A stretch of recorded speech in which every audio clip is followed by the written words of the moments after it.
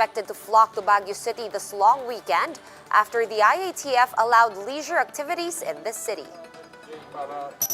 The new U.S. Defense Secretary vows to support the Philippines amid the continuing aggression by China over in the West Philippine Sea. And 15-year-old Alex Eala advances to the second round of a pro tournament in France after beating her Romanian opponent.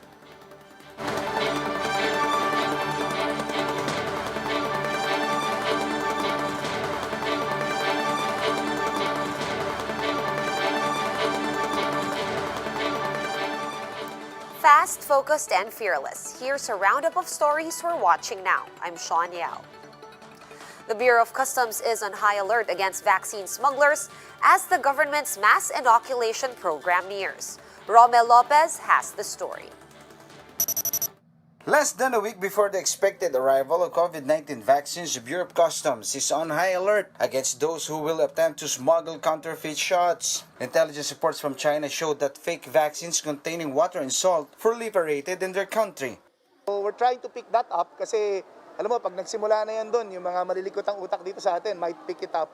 The agency has already coordinated with the vaccine manufacturers on how to spot counterfeit jobs. Most vaccines will be transported by air to the country to preserve the volatile vials. So trying to sneak in unauthorized shots through seaports will be a red flag already, according to Customs Bureau. Yung legitimate na vaccine, makikita nyo, iba yung handling para sa kanya. No? Kung makikita nyo lalagyan niya, parang special compartment siya sa loob ng isang eroplano. Doon siya nakalagay. It's not even boxes. These are special compartments that regulates the temperature of these vaccines. The BOC says it should only take 30 minutes to facilitate the release of the vaccines once it arrives in the country, provided that all necessary documents are complete. Some vaccine manufacturers and importers have also filed their import entries. The first batch that coordinated with us is the one that's expected to come in either late this week or early next week. This is a batch that was donated by a certain organization from the United States. I think this is associated with the organization supported by Mr. Bill Gates. They'll be donating Pfizer and AstraZeneca vaccines that will be used for our frontliners. For their part, health experts have issued a stern warning against those who will use unauthorized vaccines. Napaka-dangerous kasi nung black market. I think dapat maging halimbawa ang ating government officials na yung black market, maraming danger dyan. Unang-una, ang pwede mong makuhang bakuna, hindi pala bakuna, tubig lang.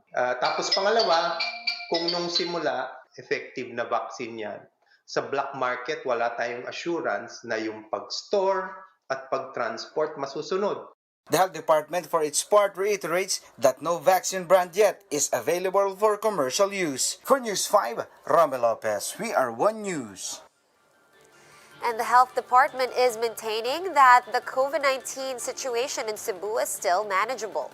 A group of experts had earlier warned that the province, including Cebu City, is now a serious concern. Greg Gregorio with the report. The UP Octa research team has expressed concerns anew over the increasing COVID-19 infections in Cebu City. Based on their observation, there's an upward trend in the average number of daily new cases in the city. It actually went up to 123 in the past 7 days, which is 30% higher than the previous week. The attack rate, or the number of positive individuals from 100,000 population, is at around 11%, making the city a high-risk area. The Health Department confirmed that there is indeed an increasing number of cases in Cebu City. But Undersecretary Maria Rosario Vergara noted that it is still manageable due to moderate or only 42% hospitalization rate. Binabantayan po natin maigi. Atin din pong binibigyan ng guidance through our One Hospital Command so that we can be able to decongest, we can able to prepare their hospitals if and when tumuloy-tuloy po ang pagtaas ng kaso. But the UP Octa warned that the hospital utilization rate may reach the critical level in 2 weeks if the trend continues. The group added that the situation remains to be a serious cause of concern following the detection of the UK variant. Recall that 2 of the 8 additional UK variant cases in the country are residents of Talisay and Liloan, Cebu. But the DOH explained that the spike in cases was possibly caused by other factors. Hindi ho natin masasabi na variant lang ang cause, no? It might be additional or naka-aggravate, no? Maari, no? Nakasama siya sa factors. But it is not the only cause of these numbers increasing in Cebu. The agency has already sought help from the Investigation Bureau to locate a UK variant patient who reportedly left the country. Meanwhile, former NTF advisor Anthony Liachon is calling for a travel ban in South Africa due to another variant. The only way we can address it while the global experts are trying to figure out the situation is to have a travel ban imposed on South Africa. Yan na muna ang dapat natin gawin. Kasi the ordinary old Wuhan strain, which is we have here in the country, and B117, kaya yan ng Astra. But the DOH is not keen on implementing the restriction, citing the interzonal characteristic of the variant. Nakita ng ating gobyerno na hindi na po rasyonal para ipagpatuloy pa ang restrictions ng borders natin sa ngayon. We would just like to have that safeguard na strong po ang pagpapatupad natin nitong ating mga protocols. For News 5, Greg Gregorio, we are One News. Over 1,300 COVID-19 infections have been added to the country's caseload. And that brings the tally to above 541,000, some 30,000 of which are still considered active. The death toll is now at over 11,000 after 114 new fatalities were recorded. Meanwhile, recoveries are nearing the 500,000 mark, with 276 new survivors recorded today. We'll have more stories after this quick break. Stay with us.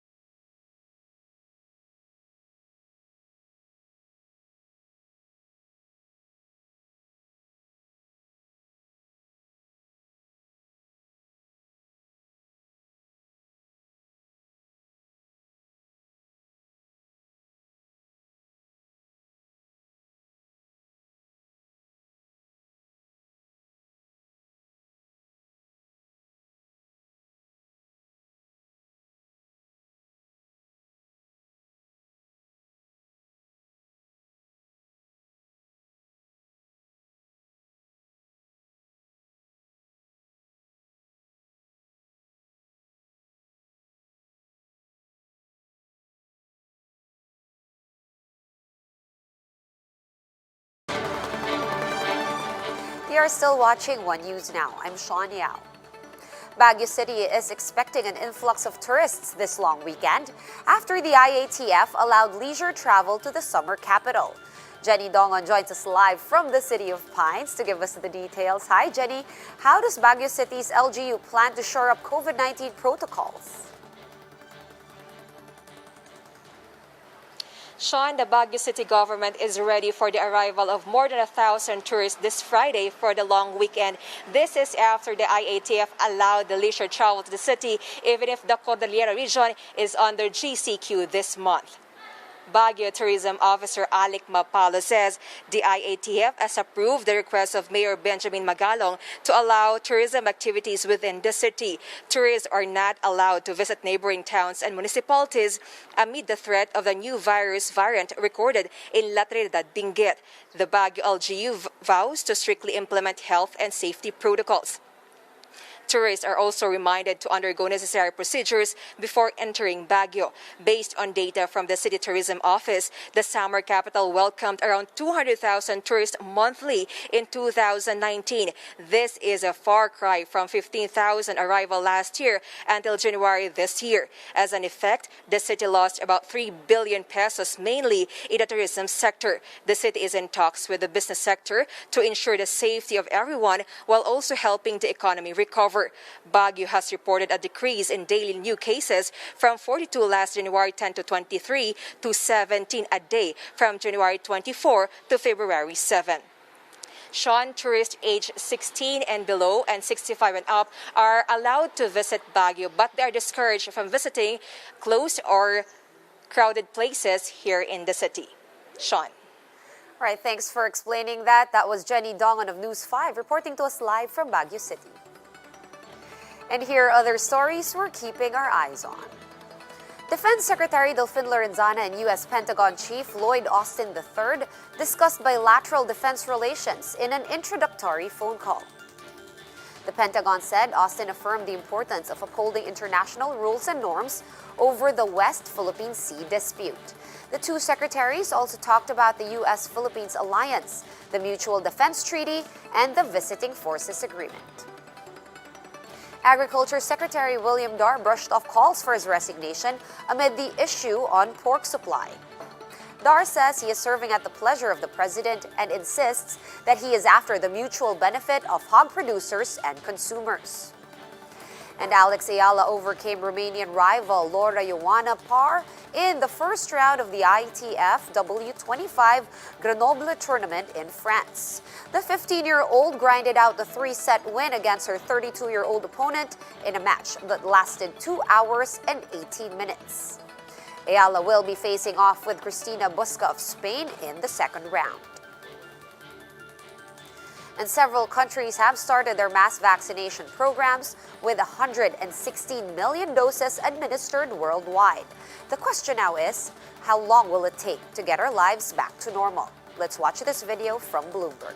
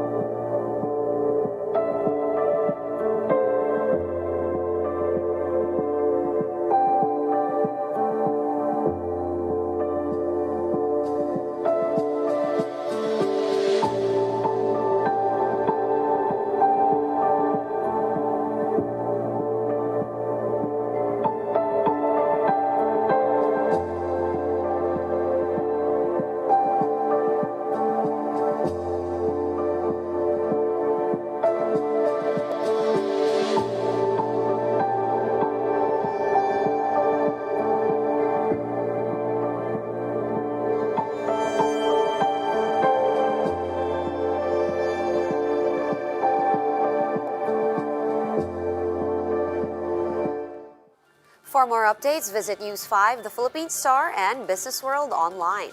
Visit our website, onenews.ph, for more in-depth analysis. You can also catch One News on the Signal Play app.